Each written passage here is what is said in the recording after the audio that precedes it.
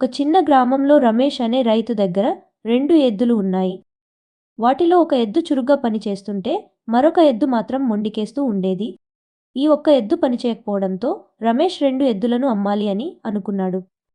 అప్పుడే అతని మిత్రుడు నరేష్ వేరే ఊరు నుంచి వచ్చాడు.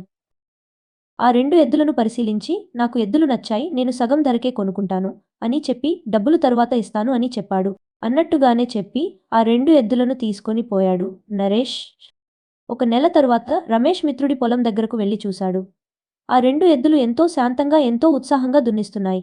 నరేష్ ఇలా అన్నాడు, నీ పొలం పెద్దది, గట్లు లేవు. దాన్ని చూసి ఎద్దు భయపడింది. రమేష్, నా పొలం చిన్నది, గట్లు కనబడతాయి, అందుకే ఒత్తిడి లేకుండా పనిచేస్తోంది అని చెప్పాడు. జంతువుకైనా మనిషికైనా భయం, బాధ అర్థం చేసుకున్నవాడే నిజమైన రైతు. ఇంతటితో కథ అయిపోయింది. మీకు ఈ వీడియో నచ్చితే శ్రీ సామ్ అఫీషియల్ ఛానల్ను సబ్స్క్రైబ్ చేసుకొని లైక్ చేయండి. మీకు ఇలాంటి స్టోరీస్ కావాలంటే కామెంట్ బాక్స్లో తెలియజేయండి.